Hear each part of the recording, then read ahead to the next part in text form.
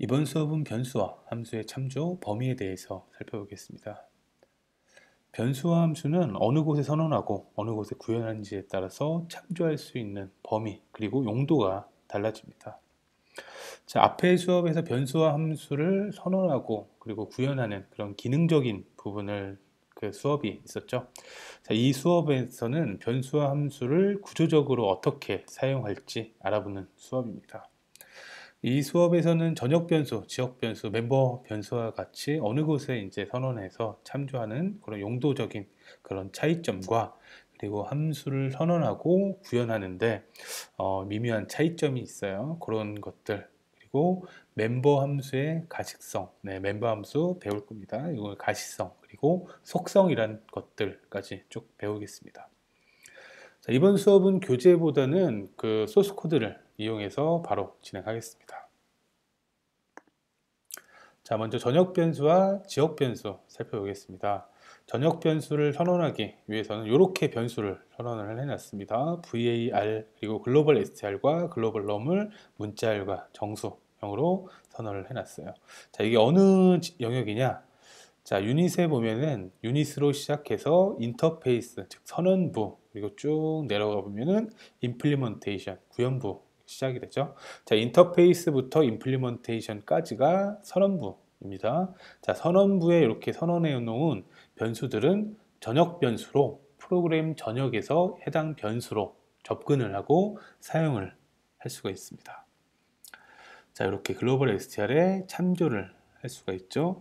자, 반면에 로컬, 즉 지역 변수는 버튼은 클릭하는 이벤트 프로시저입니다. 이벤트 프로시저에 자, 프로시저부터 비긴까지가 선언부죠.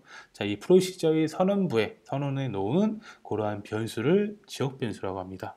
자, 물론 펑션도 마찬가지입니다. 펑션부터 비긴까지의 선언부에 선언해 놓은 그러한 변수를 지역 변수라고 합니다. 자, 이렇게 전역 변수 같은 경우에는 이 다른 이벤트, 즉 다른 프로시저에서도 참조를 할 수가 있죠. 왜냐하면 여기 오픈되어 있기 때문에. 하지만 지역 변수는 자, 다른 곳에 선언되어 놓은 지역 변수에 참조를 할 수가 없습니다. 만약에 사용하려고 하면은 이쪽 영역에서 사용을 해야 되죠. 자, 그럴 경우에는 값이 달라지죠. 얘 같은 경우에는 계속 얘를 참조해서 여기에서 어떤 기하수 기록하고 여기에서 출력을 하게 됐지만 여기에서 지역 변수를 할당한 다음에 여기에서 사용하면은 그 내용이 달라지기 때문에 의미가 없어질 겁니다. 자, 그래서 버튼 3에는 자, 글로벌 그 전역 변수와 지역 변수에 각각 일씩 버튼을 누를 때마다 증가하는 그러한 기능을 구현한 다음에 에디트에 출력을 해봤습니다. 실행을 해볼까요?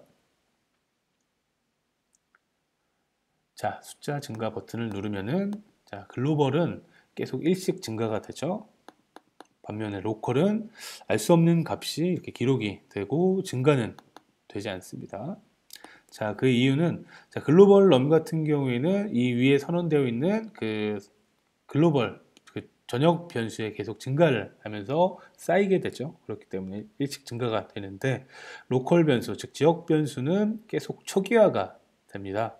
그리고 임의의 값이 쓰여진 것들은 보통 이런 변수를 사용을 할 때는 초기화하는 그런 과정이 필요한데 이렇게 0으로 초기화를 한다는 등이 필요한데 그 과정이 생략되어 있기 때문에 임의의 값이 기록이 된 것 같습니다. 자, 그리고 다른 유닛에 있는 전역 변수도 사용을 할 수가 있습니다. 자, 유닛 2를 볼게요. 자, 유닛 2에는 저렇게 글로벌 STR과 글로벌 STR 이 두 개의 그 전역 변수를 선언해 놓고 유닛 1에서 해당 전역 변수의 그 어떤 내용을 기록을 했습니다. 자, 그리고 그 다음에 이 버튼 5에서는 글로벌 STR을 출력을 한번 해봤죠. 한번 해볼까요? 자, 다른 유닛의 전역 변수 버튼 누르고 글로벌 str을 출력했더니 유닛 2의 전역 변수라고 잘 표시가 됩니다. 자, 하지만 첫 번째 있는 버튼을 누른 다음에 다시 메시지를 출력해 보면은 다른 값이 기록이 됐죠. 자, 보면은 글로벌 str은 자, 유닛 1에도 글로벌 str이라는 변수가 전역 변수가 있고 유닛 2에도 글로벌 str이라는 전역 변수가 있어요. 자, 이렇게 전역 변수는 어떤 곳에서도 참조를 할 수 있기 때문에 뭐 편리하지만 이만큼 주의를 해야 합니다. 바로 이제 유닛 1과 유닛 2의 전역 변수가 이제 충돌을 하게 된 건데, 자, 저는 개발자 입장에서 유닛 2에 있는 글로벌 str에 기록을 한다라고 이렇게 코딩을 했는데, 알고 보니까 유닛 1에 있는 것들을 먼저 참조를 해버렸죠. 그렇기 때문에 유닛 1에 있는 글로벌 str에 이제 기록이 돼버린 거예요. 자, 그래서 가급적이면은 전역 변수는 필요한 곳에서만 사용을 하고, 되도록이면은 이제 뒤에서 배우게 될 멤버 변수를 사용하는 것을 추천을 합니다. 자, 멤버 변수 바로 보겠습니다. 자, 멤버 변수는 자, 이렇게 선언을 하게 됩니다. 자, 여기 어떤 영역이냐면 쭉 올라가 보면은 이 T폼을 상속받은 이 폼 클래스예요. 자, 이 클래스에 대해서는 바로 다음 수업에서 한번 자세히 다룰 거니까 이렇게 이제 사용을 한다, 변수를 이렇게 선언을 한다 정도만 이번에 이해를 하겠습니다. 자, 먼저 이제 프라이빗 영역과 퍼블릭 영역에 두 가지의 변수를 선언을 해놨어요. 자, 프라이빗은 뭐 여러분들 알겠지만 개인적인, 사적인, 내부에서 사용할 수 있는 그러한 변수이고, 퍼블릭은 공용해서 사용할 수 있는 그런 변수입니다. 이 두 가지를 멤버 변수라고 하고요. 자, 멤버 변수는 클래스에 종속되어 있는, 즉 클래스의 이제 멤버인 변수입니다. 즉 클래스에서만 사용할 수 있는 그러한 변수라고 이해를 하시면 되겠습니다. 자, 멤버 변수. 그래서 이렇게 멤버 변수에 어떤 내용을 기록을 하게 됩니다. 사용법은 동일하고요. 자, 이렇게 이제 사용하게 되면은, 자, 퍼블릭 멤버 변수 같은 경우에는 폼 3에도 제가 이제 프라이빗 영역과 퍼블릭 영역에 이렇게 변수를 선언을 해놨어요. 보겠습니다. 프라이빗 영역에 f 멤버 str, 그리고 이 퍼블릭 멤버 str이라고 이렇게 기록을 해놨습니다. 자, 이렇게 이제 기록을 해놓은 다음에 이제 그 폼 1에서 접근을 할 때 폼 3에 있는 퍼블릭 영역에 선언되어 있는 공용 멤버 변수에는 접근을 할 수가 있습니다. 자, 이런 내용들은 뒤에서 실습을 통해 가지고 한번 좀 더 반복을 한번 해볼 거예요. 지금 이런 형태로 사용할 수 있다 정도만 감을 좀 익혀 두시면 좋겠습니다. 자, 그리고 마찬가지로 숫자를 증가하는 기능을 구현을 해봤어요. 멤버 변수도 이렇게 숫자 증가가 잘 되는 것을 확인할 수 있습니다. 자, 아까 이제 전역 변수로 사용했던 부분을 이렇게 멤버 변수로 해도 기능상으로는 전혀 이제 문제가 되질 않습니다. 자, 그리고 제가 이 멤버 변수에 F라고 붙여있던 것들은 보통 멤버 변수 또는 멤버 필드라고 이제 이런 용어를 사용을 합니다. 그래서 이거 구분을 하기 위해서 앞에 F라는 것 접두사를 붙이게 되면은, 자, 이것은 프라이빗에서 사용하는 멤버 변수다 정도로 이해할 수가 있기 때문에 델파이 코드들이 이런 형태로 많이 구현이 되어 있어요. 그래서 이렇게 여러분들 구현을 하게 되면은 다른 개발자들도 볼 때 훨씬 더 수월하게 코드를 읽을 수 있을 겁니다. 이런 것도 한번 기억하시고요. 자, 다음에는 이제 공용 함수와 내부 함수 살펴보겠습니다. 자, 유닛 2에는 제가 이 퍼블릭 펑션, 그리고 프라이빗 펑션, 이 퍼블릭 펑션 2, 세 가지 함수를 임플리먼테이션 아래에 있는 구현부에 구현을 해놨습니다. 자, 그리고 인터페이스에 있는 선언부에는 자, 퍼블릭 펑션으로 시작하는 두 개의 함수에 대한 선언만 해놨습니다. 자, 이렇듯 이제 함수는 선언부에 꼭 선언을 해야 되는 것들 아니라 외부에 이제 노출할 그런 함수들을 이 선언부에 선언을 할 수 있습니다. 즉 구현부에만 구현하는 것도 가능합니다. 대신에 이제 구현부에 이제만 구현한 그 함수 같은 경우에는 해당 유닛에서 내부적으로 어떤 계산을 하는 등의 용도로 사용하는 함수들을 사용을 하게 됩니다. 자, 퍼블릭 펑션은 이렇게 구현되어 있고, 퍼블릭 펑션 2에는 자, 내부적으로 사용할 프라이빗 펑션에 있는 내용과 함께 어떤 내용들을 출력해서 반환하도록 구현을 해봤습니다. 자, 내부 함수만 좀 살펴볼까요?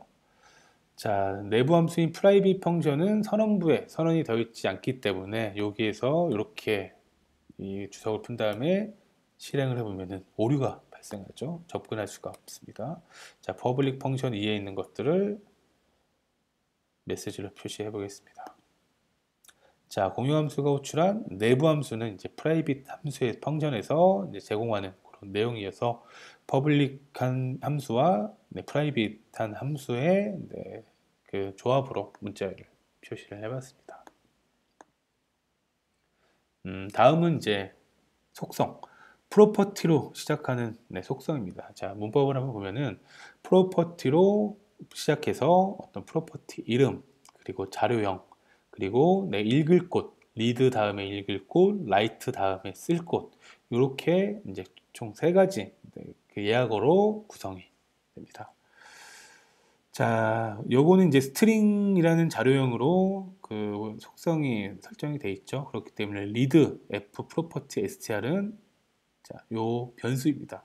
변수도 마찬가지로 같은 자료형을 사용하는 변수에서 이 속성을 읽겠다.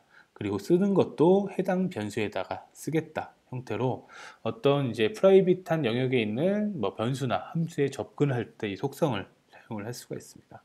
자, 이 속성을 사용하게 되면은 읽기 전용으로 어떤 값을 기록을 가져올 수도 있죠. 자, read only str이라는 그 속성에서는 같은 이제 변수이지만 이 변수에 있는 내용을 그 제공하는 용도로만 이렇게 구현을 할 수가 있어요. 자, 그리고 이 private 펑션 같은 경우에는 펑션으로 문자열, 즉 스트링으로 반환하는 그러한 펑션을 구현을 해봤습니다.